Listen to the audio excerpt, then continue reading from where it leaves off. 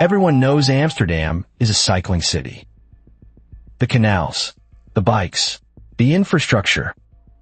And everyone thinks they know why. The flat terrain, they say. The culture, they say. The Dutch have always been like this. None of that is true. The Netherlands was not always a cycling nation. In 1970, Amsterdam looked almost exactly like Los Angeles. Cars dominated the streets. Cycling rates had been falling for 20 years. City planners were designing motorways through the city center. The Netherlands was becoming a car country. This is file 019, the file on how the Netherlands became a cycling nation. It was not culture. It was not terrain. It was a movement started by dead children. In 1971, 3,300 children were killed by cars in the Netherlands. In a country of 13 million people, more than 3,000 children in a single year. The Dutch government had prioritized car traffic since the 1950s. Roads were widened. Speed limits were high. Residential streets were treated as through routes.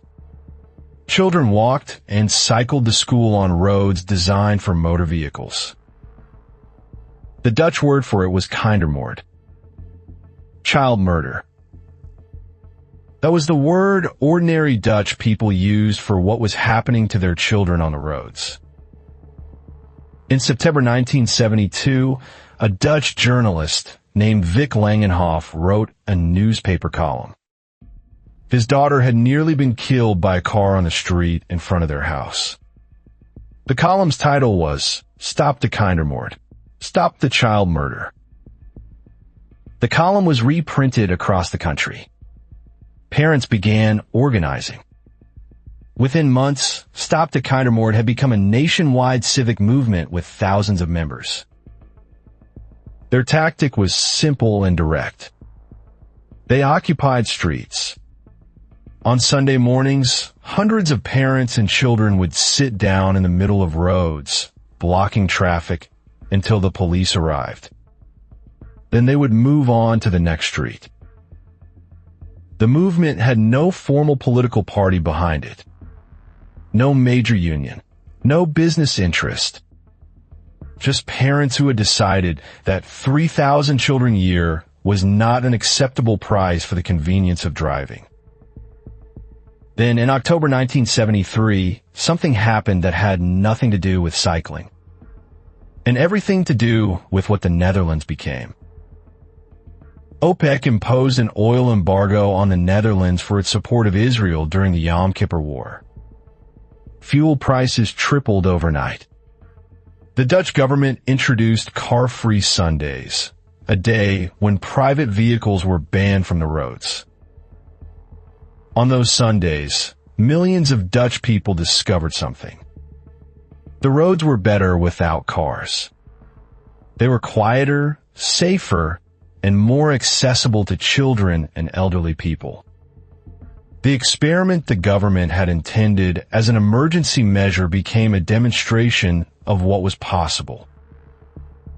The oil crisis and the Kindermoord movement arrived at exactly the same moment. One created political will, the other created economic necessity. Together, they gave the Dutch government both the reason and the opportunity to do something radical.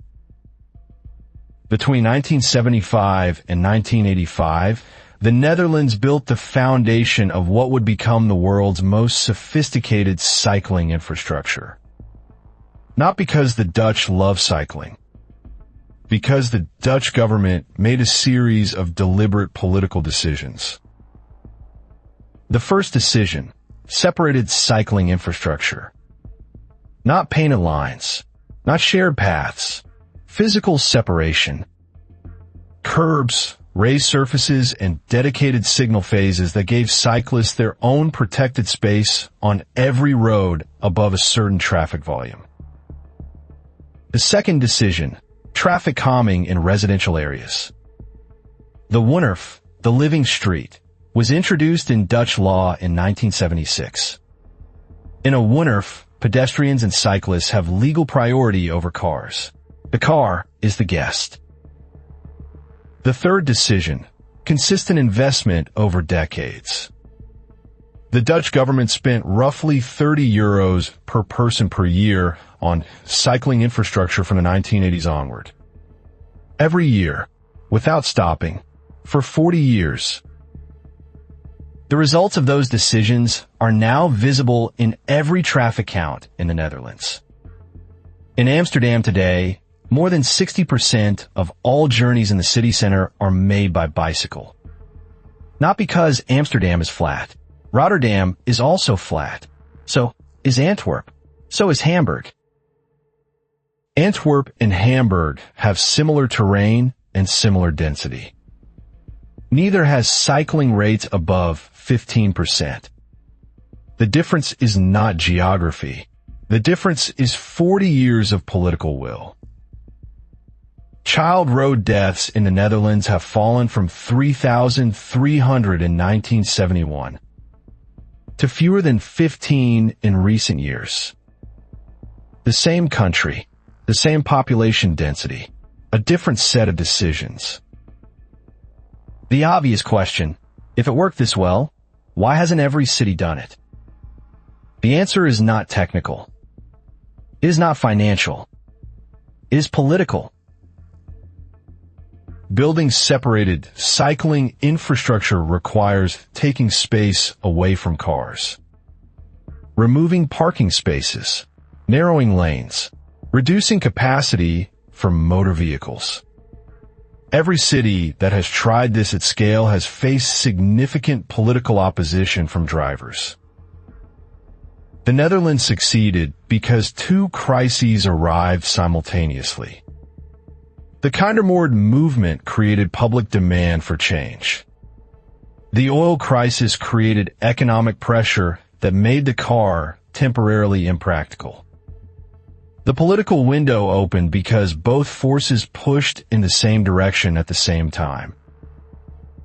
That window has not reopened in most other cities. The infrastructure that would produce the same results exists as engineering knowledge. What is missing in London, in Los Angeles, in Sydney, is not the knowledge. It is the crisis. When people talk about Amsterdam as a model for cycling cities, they usually focus on the infrastructure, the separated lanes, the bicycle parking, the traffic signals. But the infrastructure is not the lesson. The infrastructure is the result. The lesson is what produced it.